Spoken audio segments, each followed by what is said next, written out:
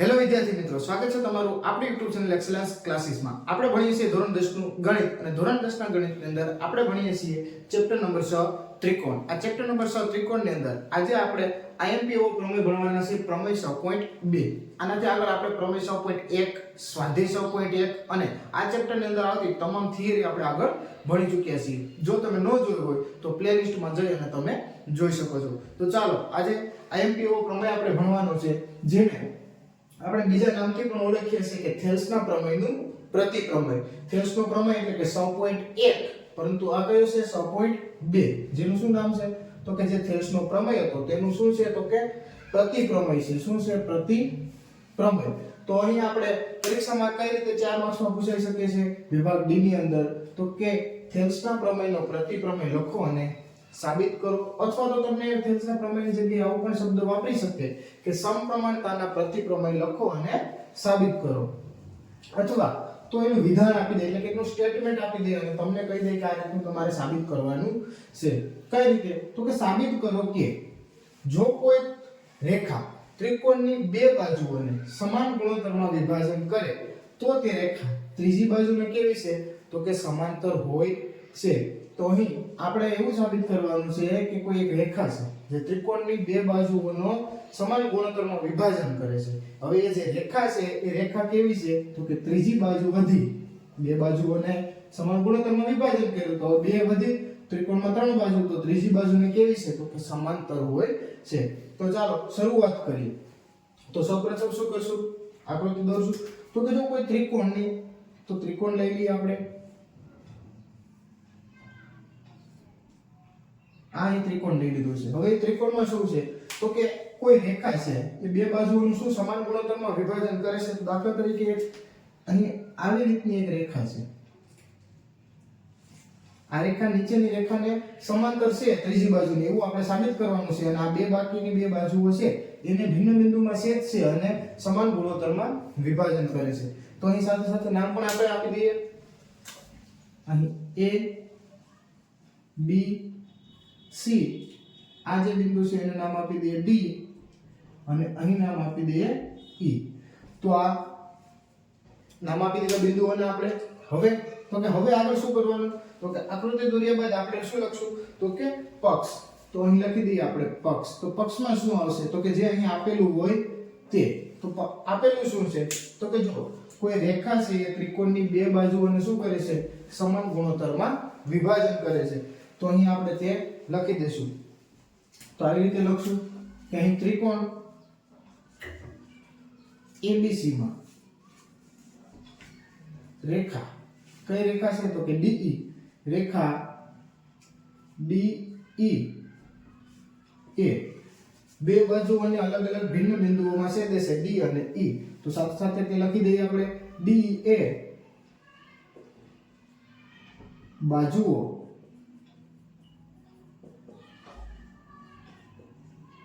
AB અને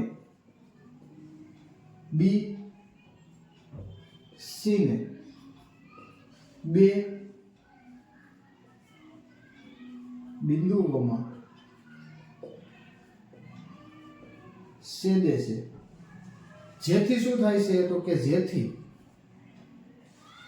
અહીં શું થાય છે તો કે બાજુઓનું સમાન ગુણોત્તરમાં વિભાજન થાય છે. સમાન ગુણોત્તરમાં વિભાજન એટલે કે AD ના છેદમાં અહીંથી DB અને AE ના છેદમાં EC. અથવા આપણે આવી રીતે લખી શકીએ DAD ના છેદમાં BD બરાબર AE ના છેદમાં CE. તો આ વસ્તુ અહીં આપણે પક્ષમાં લખવાની થશે, જે આપણે અહીં આપેલું છે કરે છે. અહીં સુધીનું આપણે પક્ષ લઈ લીધું. તો તે રેખા ત્રીજી બાજુને સમાંતર હોય એટલે કે ત્રીજી બાજુને આ જે રેખા DE દોરી છે એ ત્રીજી બાજુ કોણ વધે છે BC. અહીં કઈ બાજુ આવી AB અને AC. ત્રીજી બાજુ BC વધે છે એને કેવી હશે સમાંતર હોય તે આપણે સાબિત કરવાનું છે. એટલે આપણું સાધ્ય શું થશે તો કે DE સમાંતર BC. તો અહીં સાધ્ય આપણે લખી દઈએ.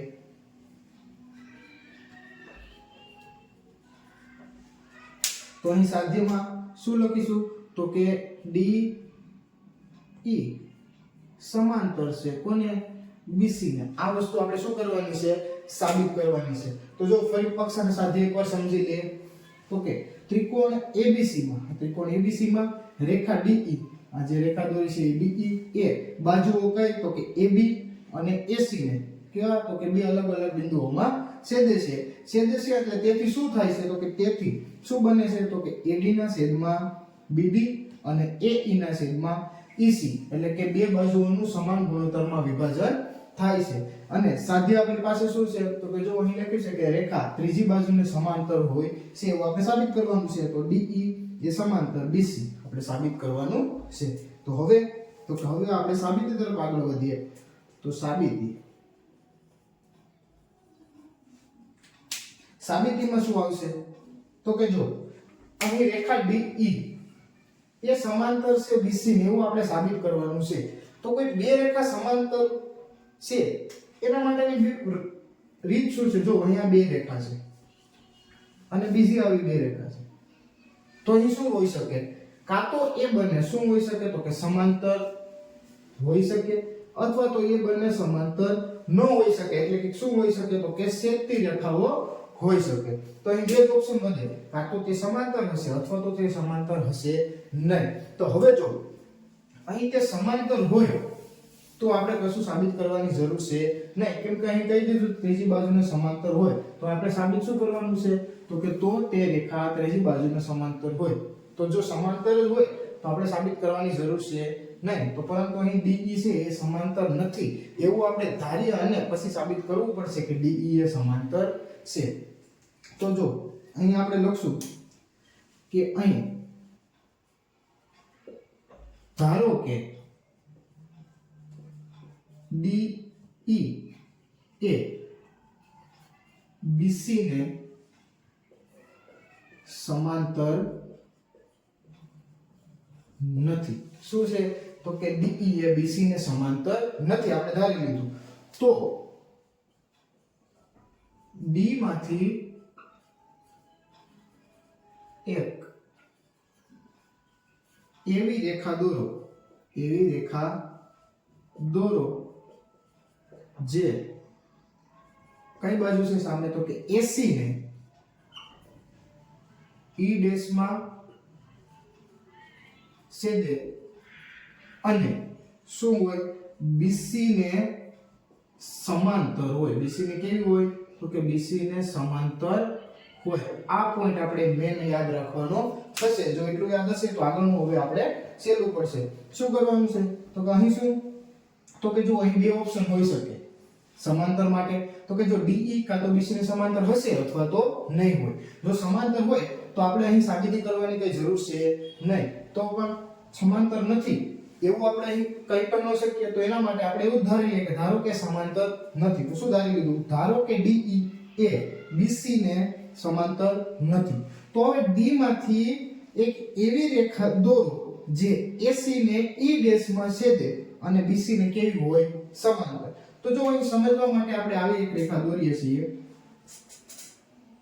જે કયા બિંદુમાંથી દોરેલી છે તો કે D માંથી દોરેલી છે અને અહીં જે છેદ બિંદુ છે એ E ડેશ નામ આપી દઈએ એટલે કે AC ને કયા બિંદુમાં છેદે છે E ડેશ માં તો હવે અહીં આપણે ધારવાનું છે અહીં દેખાવમાં તો આપણે આ DE સમાંતર લાગે છે પરંતુ આપણે અહીં આને ધારી છે કે DE ડેશ કેવી છે તો કે સમાંતર હોય એટલે શું થશે તો કે અહીં આપણે આગળ આવી રીતે લખશું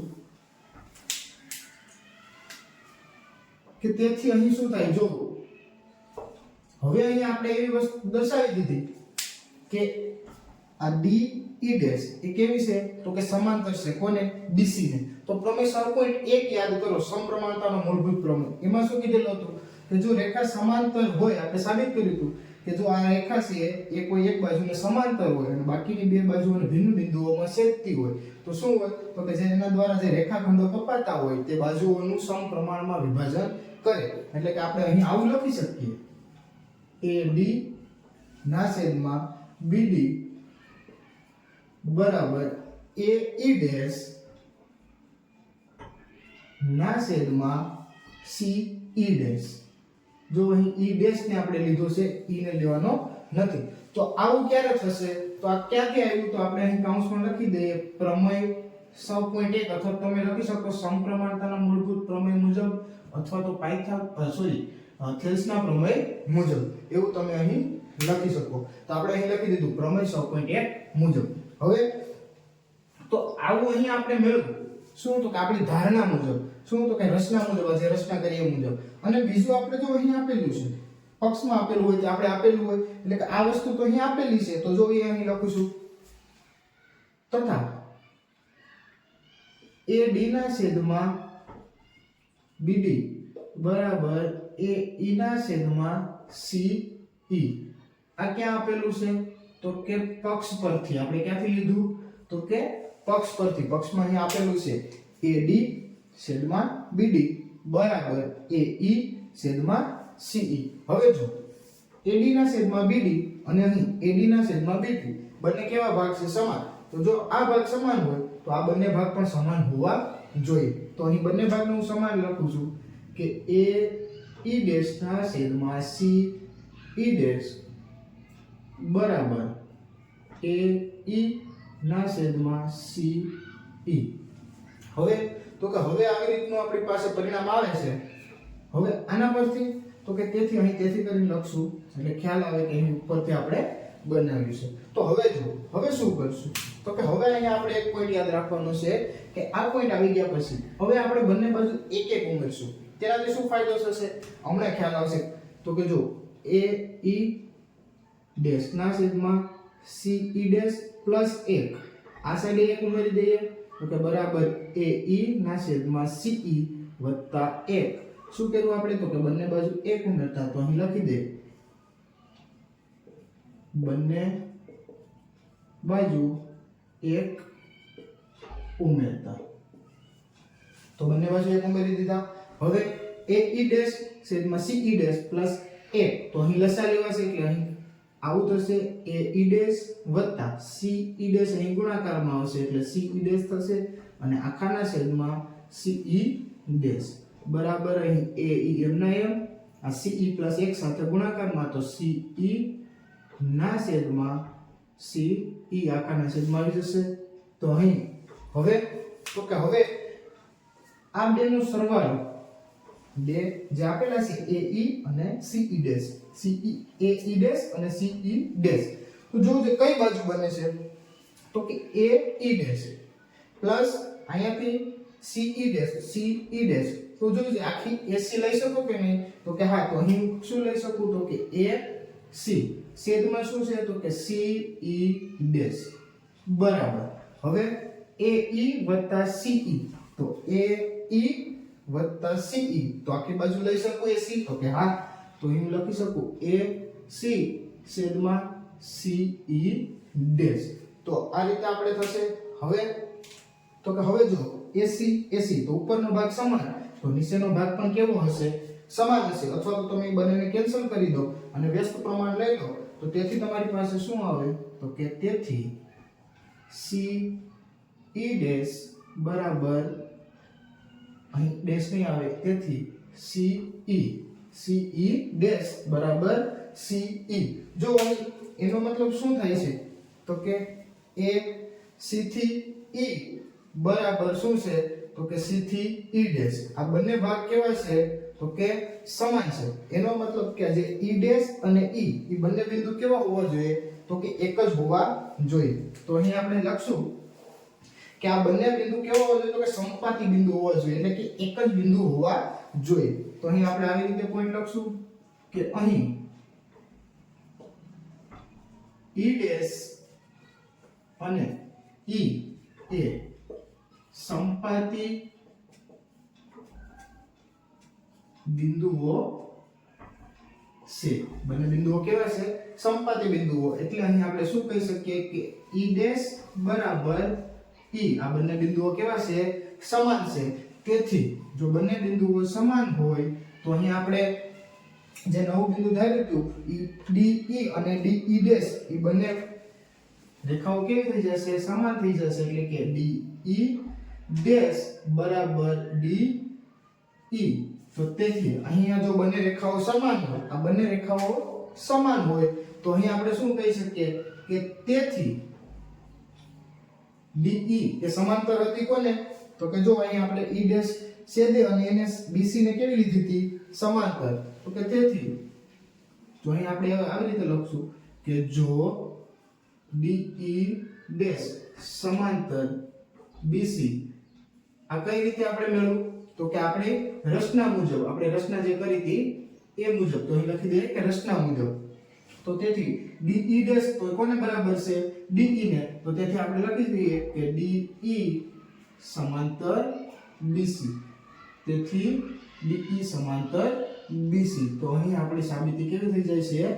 પૂર્ણ થઈ જાય છે. આ હતો થેલ્સનો પ્રતિપ્રમેય. અને આના સિવાય પ્રમેય 6.1 આપણે ભણ્યા જે હતો થેલ્સનો પ્રમેય. તો આ બે પ્રમેય એવા છે જે આપણે વિભાગ ડી ની અંદર 4 માર્ક્સમાં પૂછાય છે. અને થેલ્સનો પ્રમેય એટલે કે સમપ્રમાણતાના મૂળભૂત પ્રમેય ઉપરથી આપણે 4 માર્ક્સનો એક દાખલો પણ અથવામાં હોય છે. તો આ બે પ્રમેય એવા છે કે જે આપણે આવડવા ખૂબ જ જરૂરી છે. એટલે આપણે આને લખીને અને પાકા કરવા ખૂબ જ જરૂરી છે. જો આ પાકા કરી લેશું તો આપણે 4 ગુણ પાકા થઈ જશે. અને એના સિવાયનું આની આગળનું જે આપણે હજી ભણવાનું છે આ ચેપ્ટર નંબર 6 ની અંદર તે હવે આપણે આગળના વિડીયોમાં